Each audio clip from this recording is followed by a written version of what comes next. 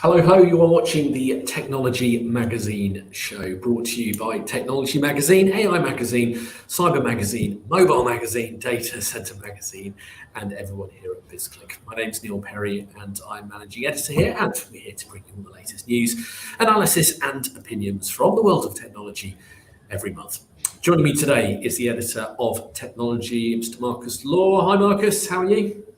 Hi, Neil. I'm really well, thank you. And before we go anywhere, let's just start by saying to our audience that they can comment.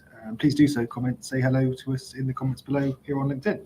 Yep, very important. So we know you're there and you can join in the conversation as well. So viewers should also go and vote in our LinkedIn poll too. That's very important every week. We do this, which this month is all about the competition in the world of technology. Marcus, share us about the poll. Yeah, absolutely. So we reported last week about Microsoft's plans to take over of the gaming company Activision and how it looked dead in the water after the UK's competition watchdog blocked the would-be $69 billion deal. It was first announced last January, the deal, but in revealing its decision, the UK CMA cited fears that the deals would, and I quote, alter the future of the fast-growing cloud gaming market and also result in innovation and less choice for UK gamers over coming years. So this week, we asked our audience, do you view the lack of competition in the tech sector as a serious issue? The options we gave were very serious, somewhat serious, and not at all serious. Interesting. Well, we'll find out what the views are later on. But I'll tell you what, when it comes to the gaming sector, I'll tell you something that's serious. Did I ever tell you what my lockdown project was when it came to games? I was incredibly immature, and this will probably give you a definite clue of how old I was. I tried to collect every Nintendo 64 game that was released, which is something that any grown man should be allowed to do during a lockdown scenario, until you realise how much some of them go for. I'm not saying it's 69 billion, but you know what? Some of them probably cost more than my car. But we'll discuss that another day. We'll do a dedicated show on that. Anyway, let's have a look at some of the latest news in the world of technology.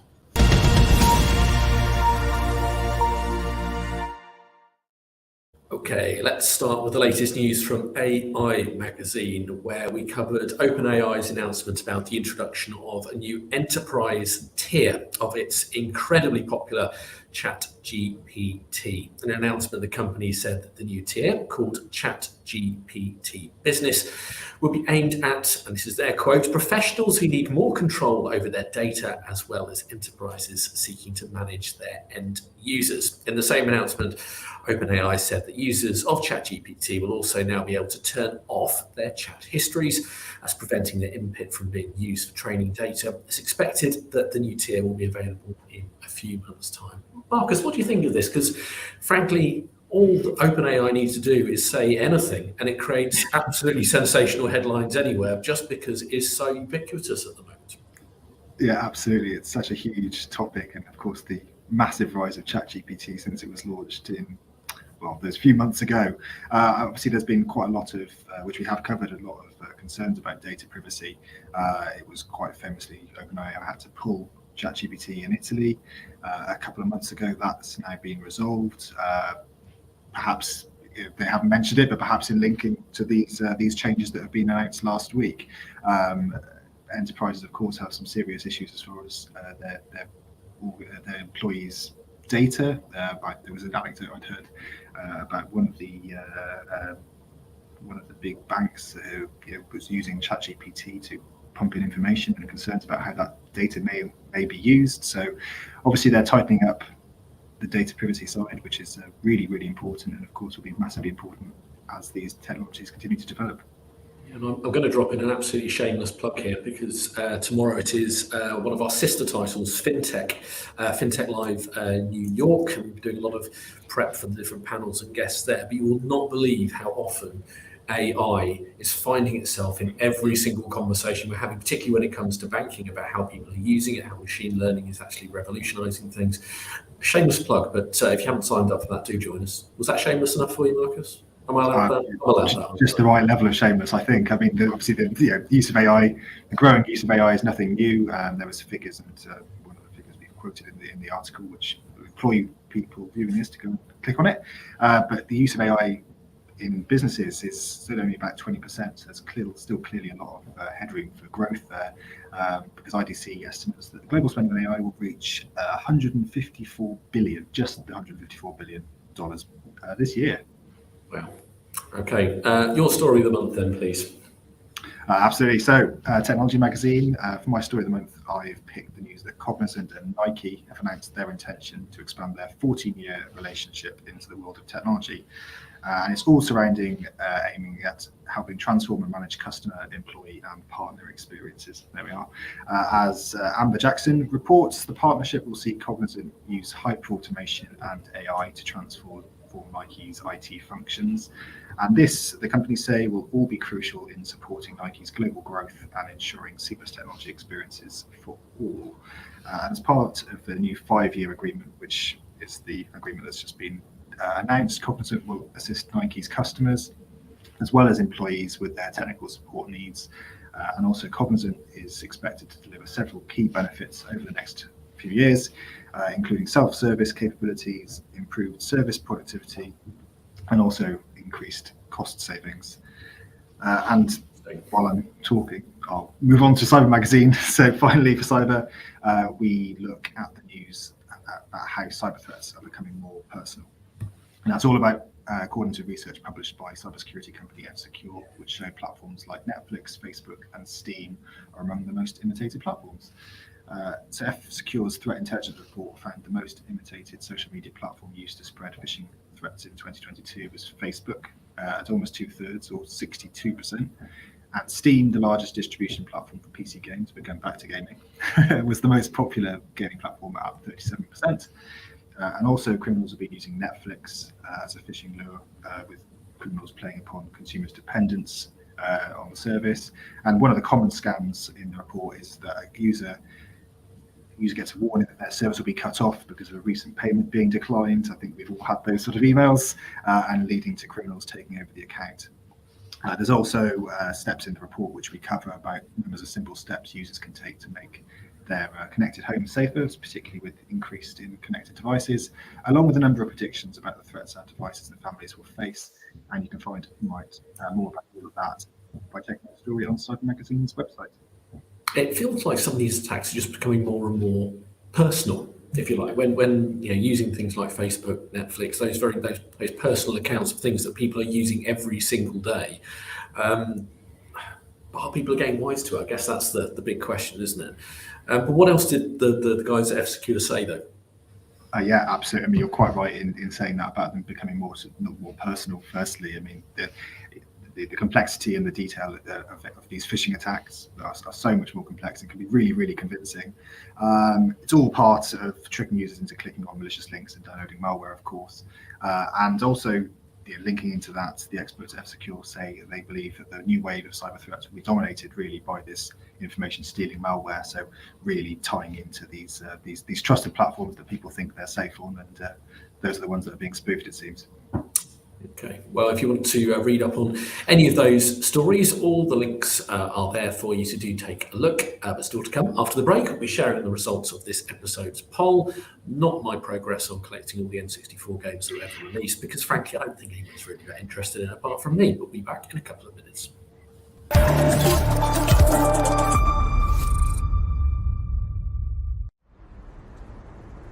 There is so much opportunity, and the organizations that figure this out, they've set themselves apart. My name is Kimberly Betts. I'm the global lead of DEI for consumer, both internally and externally facing for Deloitte.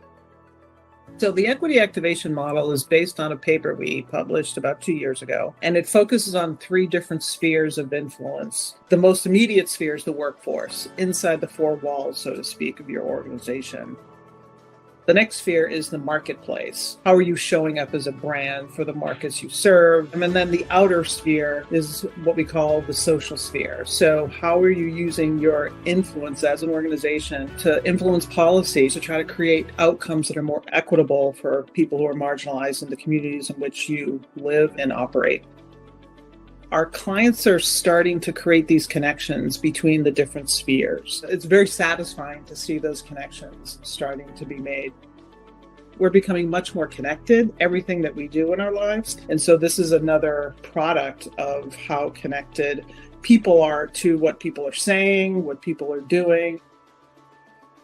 What you say and what you do as an organization, they have to match each other. Otherwise, people start to detect some authenticity, which tends to erode trust from a consumer perspective and from an employee perspective.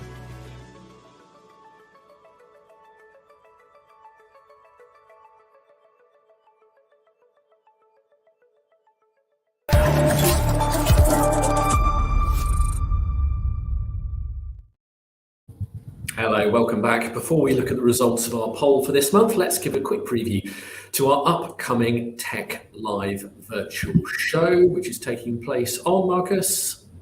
It's on the 8th of June. Yeah, it is. Mark your calendars. I was going to test you then and suddenly realised you might not have the day in front of you, which would be quite cool of me. So yes, you can join us virtually on the 8th of June, as it says there. As you see, you can get your free pass added to your calendar. Key topics include the AI revolution, quantum computing, cybersecurity and IoT, VR and the virtual workplace, blockchain and technology's place in sustainability. All really, really valuable subjects for us to go to. I'm so looking forward to that event. And whenever, as I shamelessly plugged our FinTech event for one of our sister publications, I love the amount of interaction we get at these things because you're not physically having to go anywhere for this this event. You can join wherever you are. You can join whether you're sitting there with a cup of coffee or if it's the end of your day, whichever time zone you're in with a glass of wine or whatever your tipple is, if you so wish. You can join and comment as much as you like. And I'm never cease to be amazed at the amount of interaction we get and the great questions we get coming in. A lot of the time you end up ditching your own questions and going with the audience because they're asking far better questions. So I'll go with them. Anyway, we're bringing together experts and thought leaders from across the technology industry. The event will feature keynote presentations. There'll be the panel discussions where I will be the ringmaster in chief. The interactive sessions that cover a range of topics, including AI, cybersecurity, quantum computing, much more, as I mentioned there. The event features live streaming and on-demand content following attendees to access informative and engaging sessions from anywhere in the world. The event also includes interactive booths where attendees can connect with sponsors and access valuable resources and information, so you can still network like you would do at a face-to-face conference too. Yeah, absolutely. Yeah, even though we're in the virtual sphere, the show still presents extensive networking opportunities, as Neil just mentioned. And the entire conference will take place on our virtual venue, which is located on the Brella platform, which is the world's leading virtual event platform, and it's built to foster engagement and interactions between participants. So, 8th of June, there's still time to secure your free ticket now. So visit our website or click on the link in the comments to find out more information. Absolutely, yes, you can get your free pass there. And finally, it's a short and sharp show today.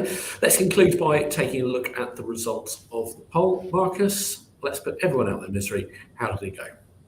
Right, so the question to remind viewers is, do you view the lack of competition in the tech sector as a serious issue? And that, just to remind you, is all about Microsoft and Activision's somewhat dead in the water, it seems, merger.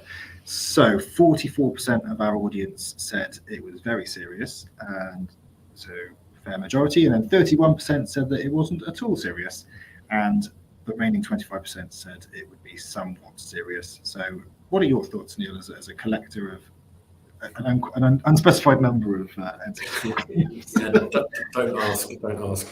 I need to put them on my house insurance, I think. I do think it is a serious issue because if it's not handled carefully and people start to develop monopolies in those kind of areas, if we're referring to this particular example, when you're looking at these blockbuster games, we're in the territory of Hollywood, really, in terms of the numbers and so forth. We're not talking about, these aren't just kids' games anymore. They're not just turning up under the Christmas tree or whatever. There's serious money attached, and particularly if there's the idea of a monopoly of which system it can be on. There's an awful lot more that can come from this, and you can only see there being more efforts to bring the big publishers under one banner to make sure. We just look at all the things that have been going on with EA and the FIFA franchise, for example, which is enormous worldwide, with FIFA going one way and EA going the other, and that's been going since 93, 4. It's been a long partnership, that one. So I think there's a lot more to come on that. See, I knew my gaming knowledge would come in useful. So there we go. That's why I'm here. Okay, folks. Sorry, carry on, Marcus. No, please. I was just going to say, I think it's really interesting because one of the things really is the idea that it's about the cloud gaming sphere, which is of course still quite a new thing. I don't know if you ever used Stadia, the now defunct Stadia, but it's interesting. I think that there's these discussions are being really held now about the cloud gaming sphere, which is still really at a very early stage, but obviously it's something that all these big companies are very, very serious about. So excited to see where it goes. I'm sorry to speak over you. Absolutely fine. I was just going to go off on one of my tangents again, but that is all the time we've got for this episode. As I said, we've kept it short and sharp. We hope you've enjoyed the show, and do make sure you join us again next month. Keep an eye on the socials, and we'll tell you where and when. Thank you for any interaction, for joining in the polls if you've been watching live, and you can always watch on demand too. So do please share with your colleagues and anyone interested in technology in any of those sectors that we cover. Marcus, thanks for your company as ever. Thank you to the rest of the production team, Alice, Ernie, and the rest of the guys who've been working on the show today. This has been a BizClik production, and we will see you next time.